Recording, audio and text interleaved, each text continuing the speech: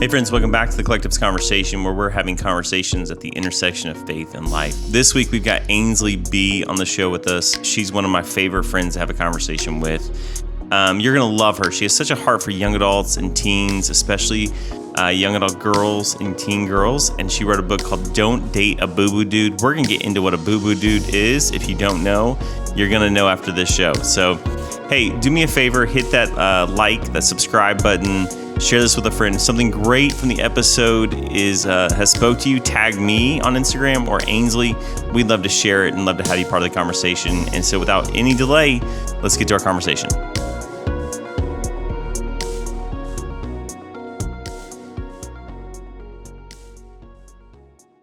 Friends, welcome back to the Collective's Conversations podcast, having conversations at the intersection of faith and life. I have one of my favorite friends to talk to. You know her as Ainsley B. If you follow her on social media, she's a writer, speaker. She has her own podcast, the Wild Confidence Podcast. She's an Enneagram coach. We love to talk Enneagram. And she is the proud author of Don't Date a Boo Boo Dude. And we will talk about what a boo boo dude is. But welcome to the show. It's been like 3 years since we've talked. Are you kidding me? Yeah. I've had a whole child since then. A whole child. I'm glad it was a whole child. I'm glad that's how it worked out. Yeah. So, yeah, you were on the leadership trip, I think, in 2021 with my friend Rob. Wow. And you have a baby girl. I guess she's not a baby much anymore, a toddler. But the whole toddler. Now, correct me, right? You named her Golden? Yeah, her name's Golden, and we call her Goldie. Okay, so where's the name come from? Okay, so I love this question because who doesn't love to talk about their kids? Right. But Justin and I, right when we first met, we met on a blind date. And then it was like 2 days later, I was leaving for a trip with my dad and my brother to Colorado. And we went to Denver. And it was like, I don't even know what, we just kind of went on some random adventures there, but I was praying like, oh my gosh, Lord, this guy is so cute. We had such a great time on our first date, such a great connection. So like, give me confirmation, that kind of stuff. And we talked almost every night that I was gone, which was really sweet. Then we ended up getting married right outside of Denver in Rocky Mountain National Park. Then on our way to Hawaii on a random trip, we find out we're pregnant in Denver. So I'm like, all of these milestones have happened in Denver. Let's name our kid Denver. So I loved the name Denver. I was hell-bent on it, but it conflicted with a family member in a story. Well, then I was like, well, what's just around Denver? Like, what's a cool little area around Denver? And when I looked at the map, I saw Golden, and I was like, Golden, like that is so awesome. And it can still tell the story. Golden's a little town right outside of Denver.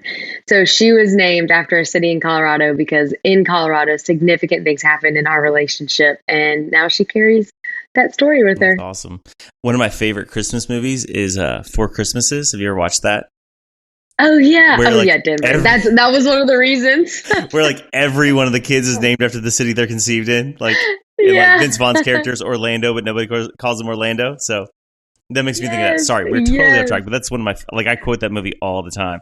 Like lately, anytime something happens, I tell Rachel, I go, this child is a blessing to the both of us. I love it. And that is something that people brought up whenever I said Denver. They were like, oh, like Four Christmases. And I was like, well, no. But yes. We obviously didn't go with that. But okay. Well, I'm glad you have a whole child in Golden. She's a beautiful little girl. I love tracking with your stories and seeing her. And Justin's quite a bit taller than you, though, right? He's like 7'4" or something. I don't know. I'm making that up. Pretty much. Yes. He's like 6'8", 6'9". He's very tall, which means Goldie is very tall. Like she is. So she'll pass me up by 5th grade, I'm sure. Okay. Well, awesome. I mean, she is very tall. Let's talk. You had recently gotten married the last time we talked, and you were, I think, releasing or just to release Boo Boo Dude. So for maybe the parents who are listening, your heart is for young girls and teenage girls and young adults. Tell us what a Boo Boo Dude is and why you wrote the book. Absolutely. So a boo boo dude is someone who leaves you on red, leaves you wondering where you stand with them as a manipulation tactic, or leaves you with no explanation, no closure. All of these treatments that you think of when you think of just something you don't deserve. Like when you think of, oh, you don't deserve a lack of communication or a lack of respect. When we try and have those conversations with young adults, that language doesn't always translate, right? I can't always sit a 15-year-old girl down and be like, he is not respecting of your boundaries. She's like, what? Like she's like, I don't even know what a boundary is right now, or I don't know if I even want to have one with this guy because I'm so in love with him. So I wrote this book as a light way to have a heavy conversation, because what I noticed in working with young adults, I've been working in youth ministry since 2010, I think, in some form or capacity. And every time I was like, I can't have these hardcore conversations with them. I have to enter into this conversation lighter or in a funny way or something that keeps their guard down. So I don't know if it's just because I'm in Louisiana and we just have a different vernacular or what, but boo boo is like bad or lame or whatever. So whenever you're saying like, oh, that's boo boo, we might talk about that. This is like something we said in high school all the time. Like this was not something that I made up that I know of. Maybe I did in high school. I don't remember. But it's one of those things where if it's a meal or something, you're like, oh, that was okay. It was kind of boo boo. Like, ugh. And I was like, that's how I'm going to talk about dating with these teenagers. So I started having these conversations that they would be like, well, he's doing this. He's not really like responding to me. He's keeping me like wondering and guessing for days. And I'm like, girl, that's boo boo. Like he's not that interested if he's doing that. That's kind of boo boo. And they would kind of giggle. Yep. But then it would like it was funny, but then it also offered a moment of reflection where they were like, yeah, actually you're right. That is kind of boo boo. Or it got to for me specifically, I found myself in an abusive relationship that I never thought that I would ever be in, because I'm very strong-willed and I'm very loud and I'm just who I am, and I'm the kind of person that people say, I can't believe that you ever found yourself in that situation because you're so headstrong. I'm like, well, that's the power of manipulation. Yeah. But no one knew how to speak to me about it, right? Like no one could, without it being so serious and it feeling like an intervention. And I was like so against that and so isolated and manipulated. So after that, I met up with my college roommate. After that conversation happened and years go by, I was like, how should I have been spoken to? Or like, what would I have received? How would I have understood what she was saying? Yeah. And that became Don't Date a Boo Boo Dude, was my story, the stories of other girls that I've walked through life with, and how we can help one another avoid these toxic relationships, avoid abusive relationships, but also just avoid being treated poorly. Right. So it's such a pendulum swing of treatment. It's not 100% abusive relationships. It's not 100% just, he didn't call me back. It's a wide range of behaviors and, dating conversations that we talk about. And the goal is for girls to raise your standards, realize your worth, and remove shame from the dating game. And this really is for every female and any parent. I would also say every parent should read the book. Every leader of a young adult should read the book. But really, like, it's funny, I'll get messages from my mom's friends that are like, I learned so much from this for myself. Yeah. And so it's really an identity book disguised as a dating book, but it's the book I wish I would have had when I was younger. Yeah. So as a dad of daughters, like I have two, one's a young adult in college, one's finishing her junior year. That's like, takes my breath away a little bit that we're almost done with high school, at least. Yeah. What would you say maybe to dads or to moms who are listening who have sort of teens and young adults or tweens even who are starting to enter this like dating pool and liking boys. How do we engage that conversation? Because if I went to my daughter and said, don't date a boo boo dude, she would laugh at me and it may open the conversation, but how can we really get into the heart of the conversation to go, here's what you need to recognize? Because you said it, you fall in love fast and everything's great. And he's going to he's going to text me back or he's going to snap me back, whatever it is. How, as a parent, can we step into that conversation? So one thing that I have encouraged parents and kids to do is like go through this book together and be like, okay, I'm reading this book. I want you to read it with me. And there's reflection questions at the end. So you can kind of go through the questions together. But it's also just, if your kid's like, no, I'm not doing that, that's lame, then it's also exactly how you just said, hey, don't date a boo boo dude. And they might laugh. And then you can also say, hey, do you know what that means? Like, do you want to talk about what that means? Do you know what are some like things you should look for and what things you should avoid? What are some things you should move forward? Like what says, okay, yes, let's move forward in this relationship. Okay, let's take a step back. And the other thing that I want parents and anybody working with young adults to keep in mind is that it is a marathon, not a sprint. Mm-hmm. It's not that we have to exhaust these conversations, but it is that we have to exhaust our expectations. Because I think that we expect to have a few conversations about it and then they'll know. Right. But we are all human. It takes us 15 million times to learn something before we actually learn it. But if we still have the conversations, at least it'll recall to their memory and maybe save them from one or two decisions they would have gone down. But, I always think of this one girl that I mentored for a long time. It took me 3 years to get her to leave this boo boo dude. 3 years of constant communication almost about this. I would co-author text messages for her and I would do all of these things and talk with her through. And after the 3rd year, she finally got it. It finally clicked and she was free and never went back to that behavior from a guy. So the good news is that it might take a while, but once they get it, they get it. That's good. Because I think a lot of times what we see with young adults and teenagers is the repeated behavior. You may break it with one boy or one young man, mm-hmm. and they go back to the same patterns. This is years of youth ministry and working with young adults. It's things we're walking through this week as pastors, seeing these trends of behaviors. And it's hard to step in sometimes and just go, hey, this is a pattern, because I think anytime you're in a relationship, you're so close, you can't get the larger perspective.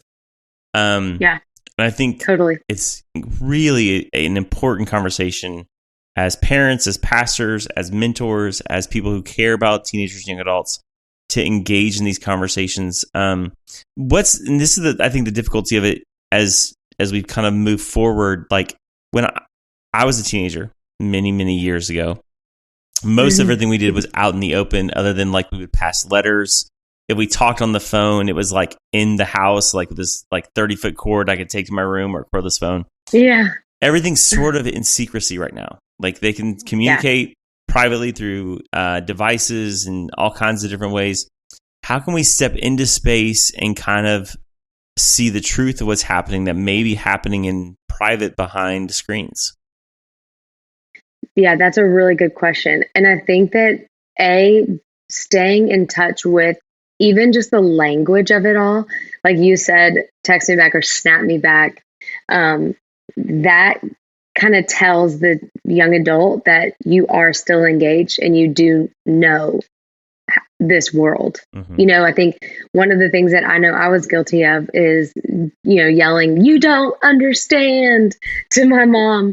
And it's one of those things where it's like, yeah, she might not understand the form of communication that is happening at play. But if she could speak that language about it, like know what the apps are, know the dangers of them, and just know what language is going on. And honestly, I wouldn't even ask your kid. I would ask your kid's friend or, a little cousin or something like that, because your kid is going to make fun of you or going to feel like you don't. That's whenever they're going to think you just don't understand. Yeah. But if you can get the intel from another kid, then you can be like, I know what that is. Like I'm, and I Yeah. would always be so honest with students. I would be like, I know how this works. I'm not dumb, and don't lie to me. And they wouldn't. I mean, well, I'm sure some of them Yeah. did, but for the majority, I think they appreciated that honesty and that I knew what was going on behind the apps. And like, Yeah. I understand teenagers and I understand this technology. So don't lie to me about it because I'm Yeah. not dumb. Yeah. I think And they would just kind of, well, okay. Rachel and I have surprised a lot of the students and young adults we work with, and even those in our own house, Totally. with the like understanding the apps. And we're like, especially with the young ladies that we've talked to, and it's like, if he's gonna slide in your DMs, like, it's okay, maybe the first conversation, but if he really wants to talk to you, he's gonna text you or call you. Like, it's just Totally. that's the standard. It's a weird standard to have, or a weird kind of measure to have, but if he doesn't want it to all to be hidden, he's going to take it to a text, an actual text, or he's actually going to call you and have a conversation. But if he's staying in the snaps, he probably falls in this category of what you're calling a boo boo dude. And that's probably where he's going to land and stay for a while. And so we kind of surprise people by having that kind of language and being able to identify, like, if somebody's serious about really communicating with you, they're going to either want to text you, call you, or talk to you in person. And so, yeah. And I love that. Like, all of that language, all of that is exactly what I would tell people to do is be like, just learn it and use it. Yeah. And be like, I don't care if you think it's cheesy that I'm saying it. I know that that's what this is. Yeah.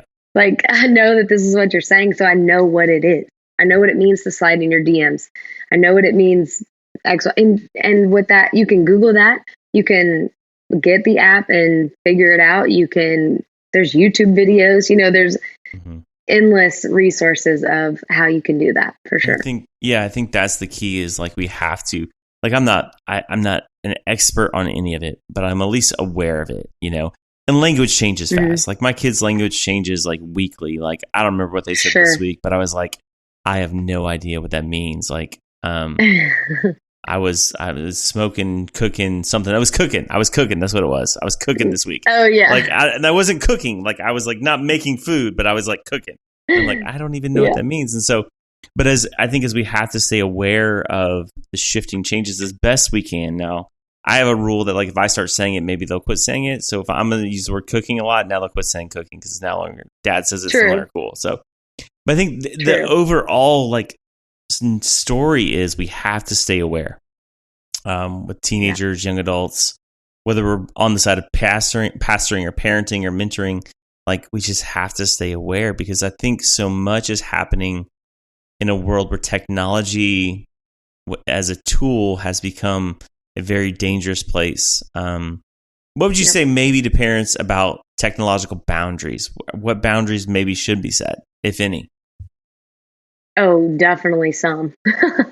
I mean, but I do think it depends on your kid and how they handle it. I think it is certainly not a one size fits all, but one thing that I know, it sounds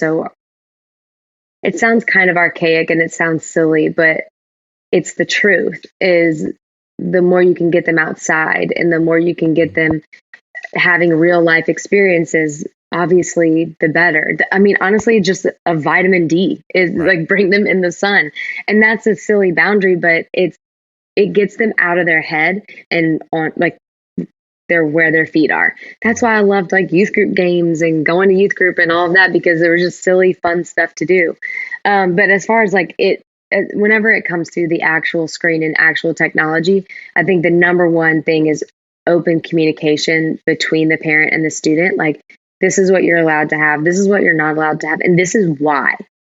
My mom was very honest with me. Like, she was a children's advocacy. She worked at a children's advocacy center and was a counselor for sexually and physically abused women and children. She did not hide stories from me. She was like, the reason you can't go to this party is because enter explicit story. She would be like, this can happen. And I was like, Mom, that's not going to happen to me. And she's like, you don't know that. You can't say that. Right. So whenever it comes to predators online, like, I think obviously judging by your kid's age, talk about that. Talk about the bullying that happens online. Talk about its effect on mental health. Say, are you struggling with anxiety and depression? That could be why. So this is what we're going to do. We're going to give it a trial run and you're going to not use it at night or whatever that looks like. I know my middle sister had to turn in her phone at 9 p.m. whenever she was in middle school and some into high school, I think. And she was like, that is so stupid. That is so ridiculous. But her mental health was saved by it. I think it was maybe Simon Sinek who said, like, we hand teenagers, when we hand them an iPhone or a device, we're basically handing them a loaded gun at 12 or 13. Like, totally. I don't know that we knew this a decade ago, but we know it now. And it's, and I think we're becoming more aware, even as adults, like how overly engaged we are in things that don't matter. Like in conversations and things, like as you're online, things just don't matter. And I think what you're saying about getting outside, I'm trying to become more analog in my world. So we've got I don't know, maybe it's 2 years ago for Christmas or birthday one, Rachel bought me a record player. And so we have a used bookstore, huge used bookstore here and just down the road. And I'll go buy just old vinyl records and we'll put those on sometimes just to be analog again. You know, I love Apple Music. I will stream music all day long. I've even this week, as we were having this conversation on Spotify, and dug out the old Ainsley B tracks from Spotify. So if you get 3 cents, it's because of me. So things people don't know about you.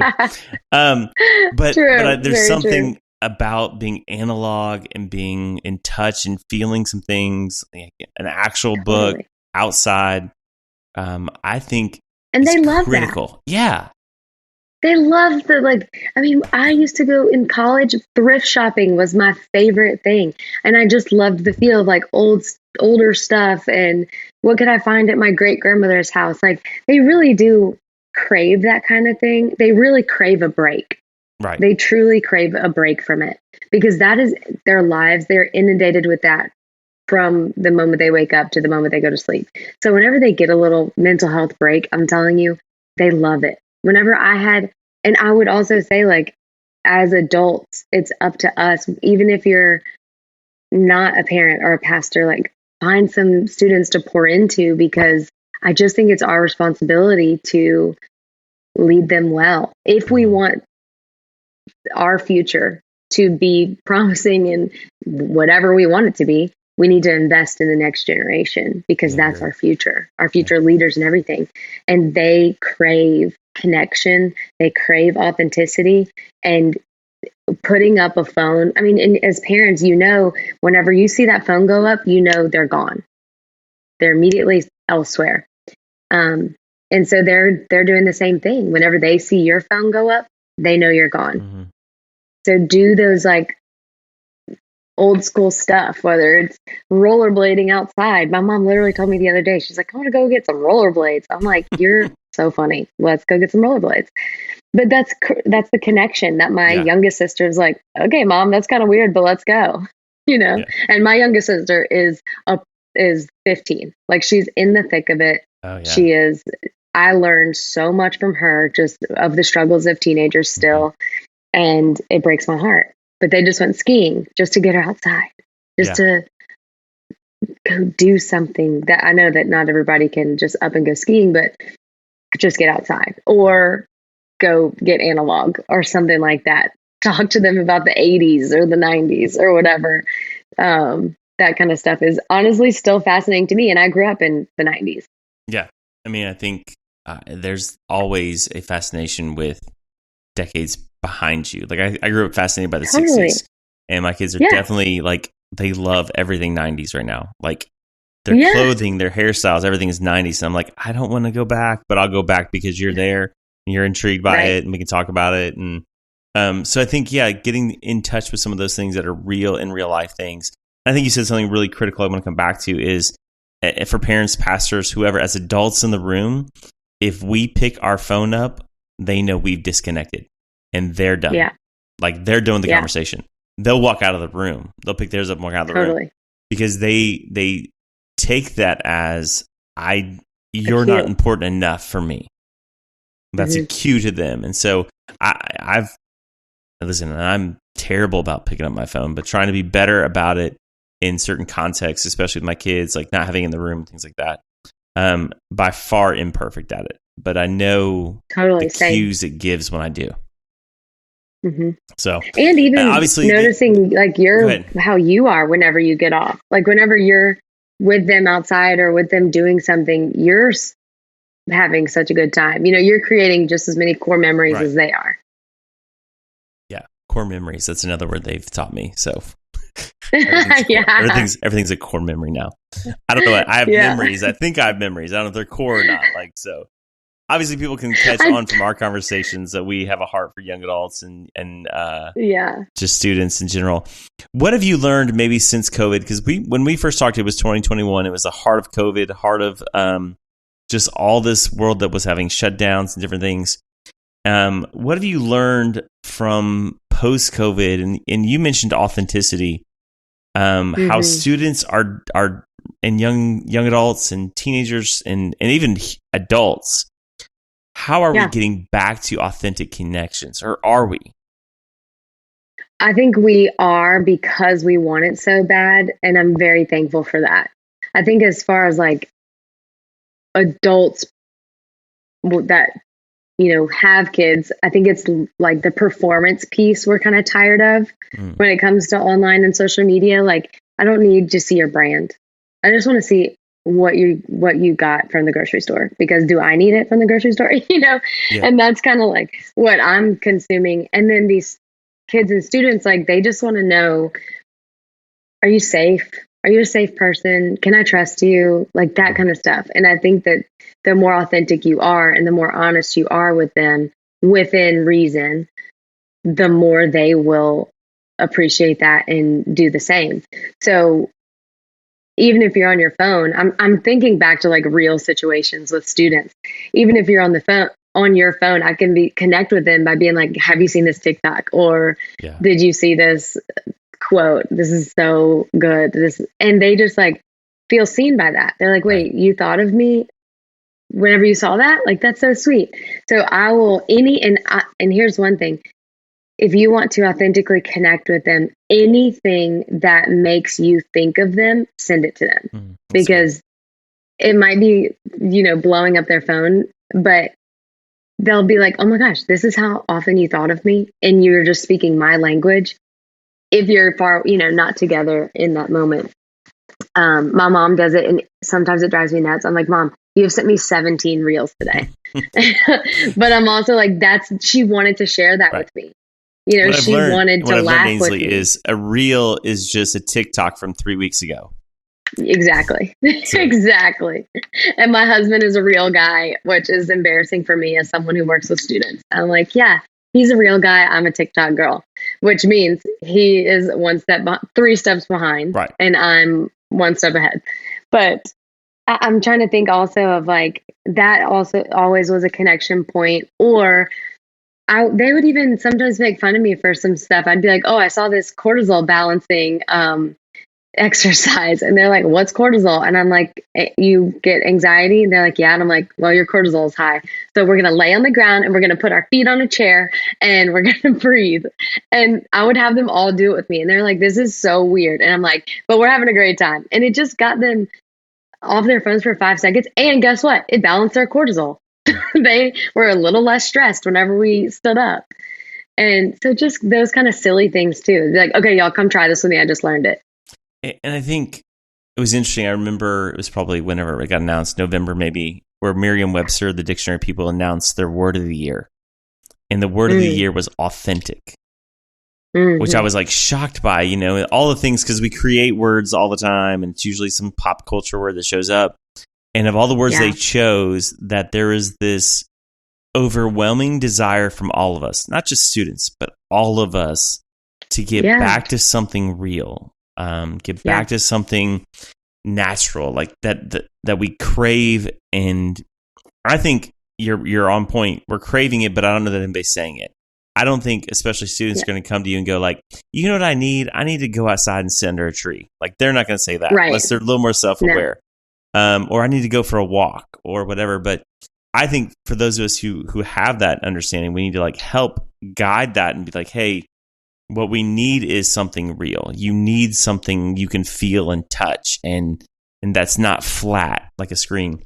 Yeah. And so even as adults, I think we have to foster that more in our own life and just sort of be authentic and have real relationships. Because I think that's something that even as a pastor, people are like, hey, I need community. There's that crying out for that. So. And one thing that they struggle with that I try and make a point in doing is eye contact.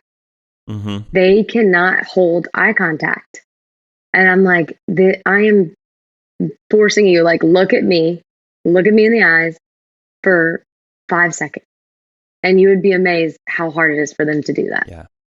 They're just like, I want to look away. This is so uncomfortable. I'm like, yeah, but the power that is in eye contact is what you're looking for.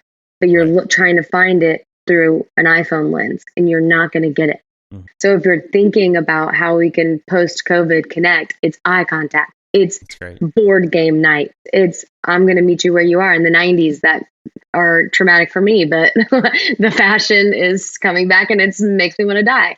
But like, let's go there. Let's go analog. Let's do these things that inspire creativity and curiosity, and then create the connection to have hard conversations. Yeah, we often talk about it with not just our kids, but I think with students in general. We have what we call the rule of permission, and the rule of permission is that I have to, in some ways, earn the right to be heard by you to say hard things. Because if I say hard things and you're not ready to hear them, I can say them, but they're unheard. But if I've built relationship with you, if I've earned some of that trust, and really it's a trust issue, and I've earned it by being present. Maybe I'm making you feel seen or whatever. You talked about sending the reels or the TikToks. Now I have permission to show up. And as we go back to the boo boo conversation, I can say that dude's no good. Like, that's not a good dude, because now I have permission to say that into your life. And I think sometimes we rush to the hard conversations without permission to be heard.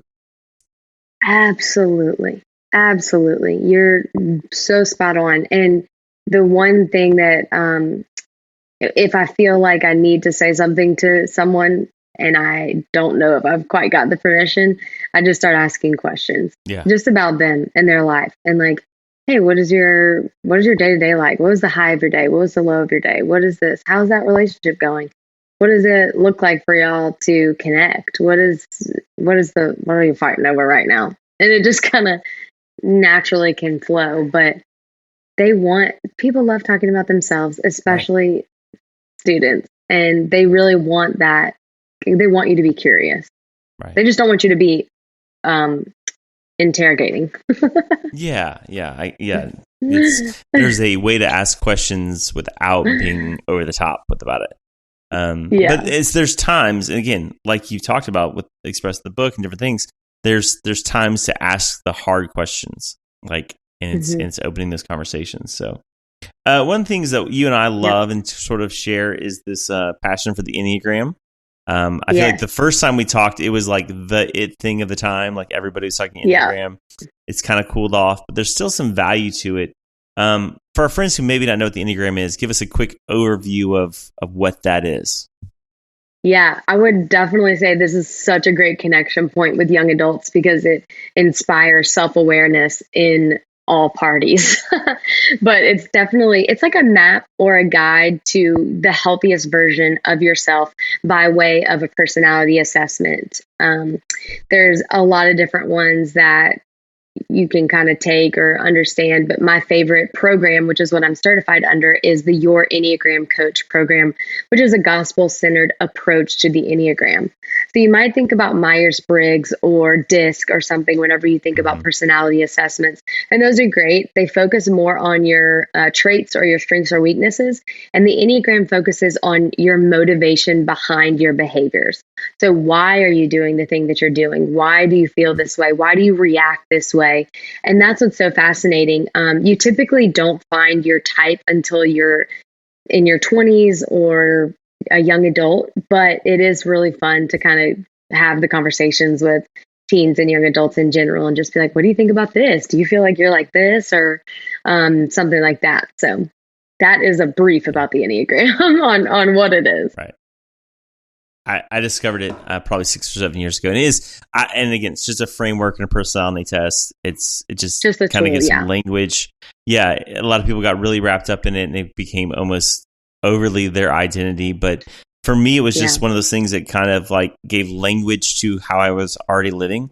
I'm an Enneagram 2, for those wondering. I know we've talked about this before. And what was so revealing is it's called the Helper. I realized, like, as I read it, I was like, I probably say, I hope this helped. How can I help? Did it help? Like 8,000 times a day. Like, and it just was not because the Enneagram told me that was it, because that's what was happening in my life anyways.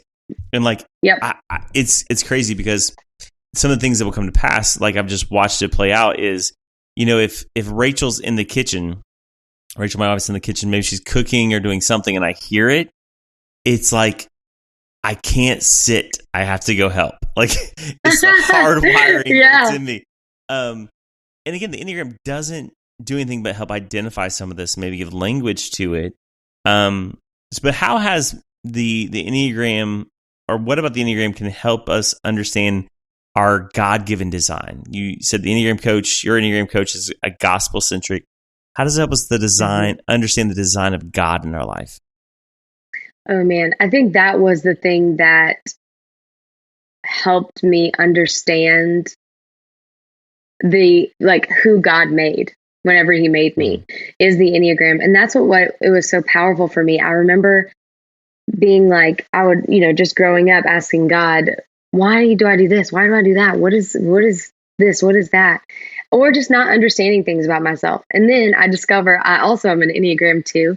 And all of these actions, all of these thoughts, all of these feelings started making sense.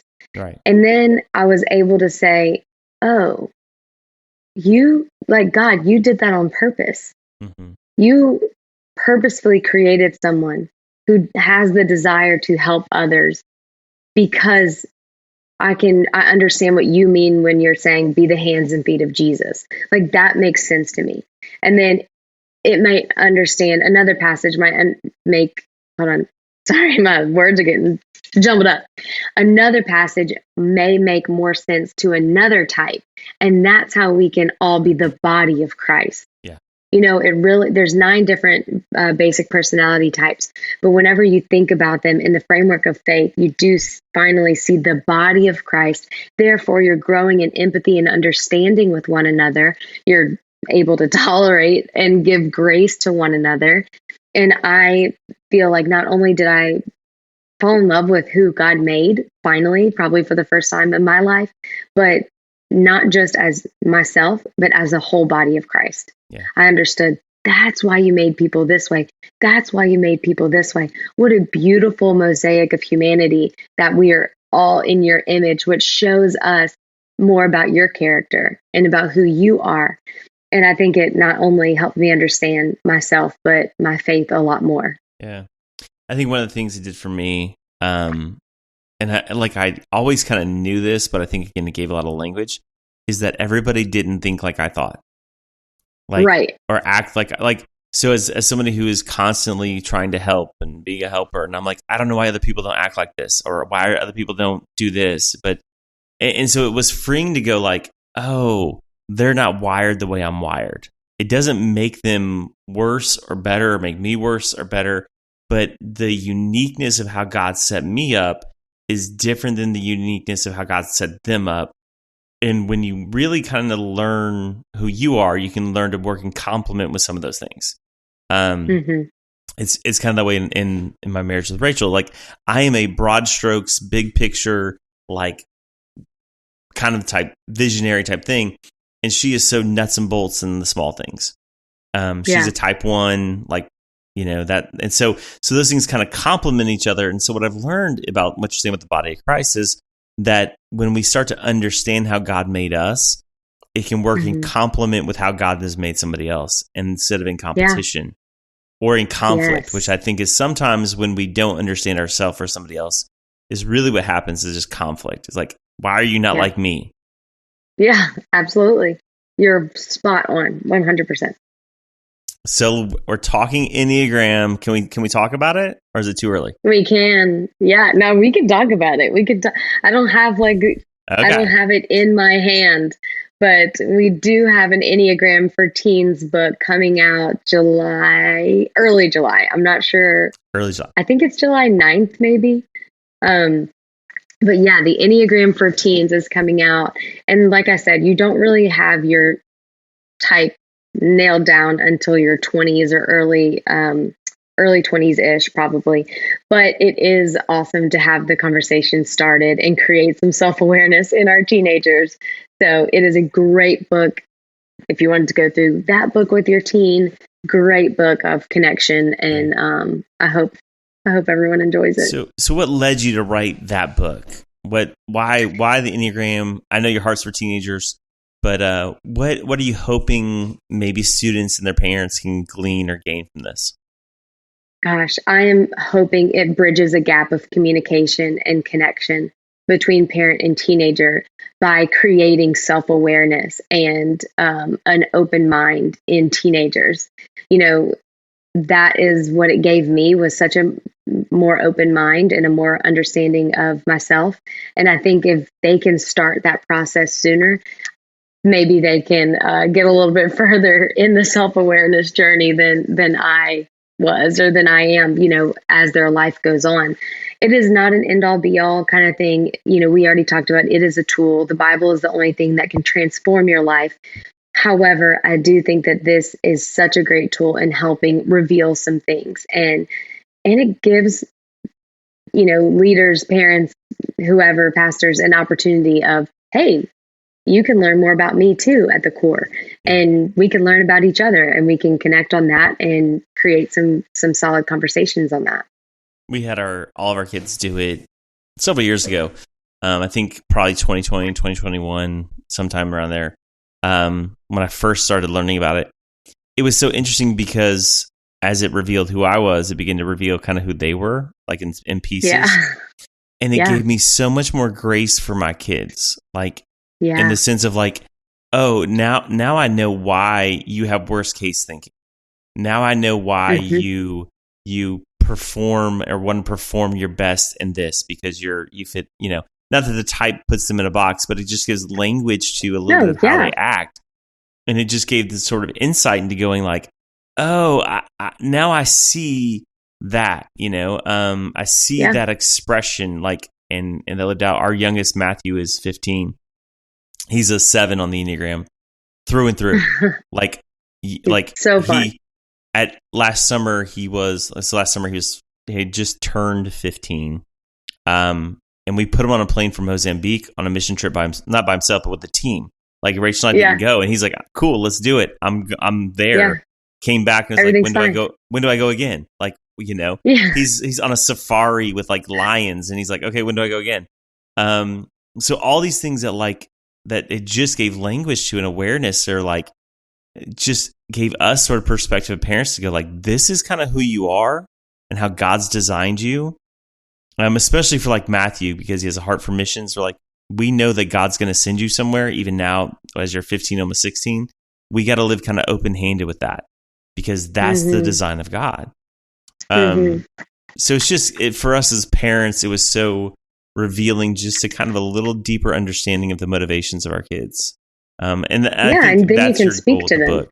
Yeah, I think that's the hope of your book. The Enneagram for Teens, coming out in July. So, yeah, right? This is your right, the second book, or do you have a third? Right. This is my third book total. Okay. Yeah, and it's actually, I don't know if it's available for pre-order on Amazon yet, but it might be. If not, I know it's on christianbooks.com, and it'll be on Amazon soon. So we'll see whenever that happens. But yeah, I definitely want parents to be able to gain an understanding of language that can communicate and connect with their teen, and teens to open their mind to a little bit more about who they are. Right. That's great. So I'm excited. Well, Ainsley, as always, you're one of my favorite conversations. One final question on the show. Since the show is titled The Collective's Conversations, who is one person, historical, present, fictional, or in your real life that you would want to sit down and have a conversation with? I have thought about this question for days. And I'm like, I cannot just pick one person. Um, and I should already be prepared for it, but I truly have spent days. The only person that keeps coming up in my mind, which is probably because I watched the movie recently, is Elvis. And I'm not even like an Elvis like crazy fan, but I was like, man, I would just love to have a conversation with him because I think about his impact in the music industry and yada, yada, yada. And I just watched the movie. So I'm like, now I have things to ask him. Yeah. I have a funny Elvis story. It's not my own, actually, and I'll share it. So I was preaching at a church about a year and a half ago up the road for some friends of mine. And I made an Elvis reference. I don't even know what it was. It was off the cuff, not even in my notes. And this older gentleman comes up to me after church and he goes, "Let me tell you a story." And I was like, "Okay, cool." He's like, "There's a dentist that lives in your town." And he's like, he's retired now. It's like, he goes, "But he was the guy that they chose over Elvis for the Glee Club at high school, and Elvis didn't make the Glee Club. So like the last person picked was this guy who goes on to be a dentist, and like he's a dentist in our community. He's now retired, but he was chosen over Elvis for the high school Glee Club." And I was like, "That's wild." That is so funny. And that is so wild. Then the guy goes on to say, he's like, he goes, "I used to drive Elvis's mom to the First Assembly of God there in Memphis." I was like, "This is the craziest story I've ever been a part of in my life." I'm so glad I mentioned Elvis in the sermon. So, no kidding, that's so funny. So I've not talked to Elvis, and I don't think I will since he died the year I was born. But I've talked to somebody who's talked to his mom at least, so I got that going for me. Yeah, and I don't even have like a deep connection, or like I'm not like a huge fan, but I'm just like, every time I watch a documentary or a movie about someone, that's the person that I like deep dive research, So I'm like, currently Elvis. Yeah. Well, Ainsley, it's always a joy to talk to you. You're one of my favorite people to talk to. And same. Thank you so much. As we say here always, you've got a seat at the table. Thanks for being with us. Love it. Thank you so much. Wow, what a great conversation that was. Thanks for joining us in the conversation. If something from the conversation really stood out to you, would you share it and tag me on social media at Jeff_Pitts_ on Instagram? And we would love it if you would rate and review and subscribe to the show. That just helps us reach more people with these great conversations. And as we always say, you've got a seat at the table. Thanks for joining the conversation.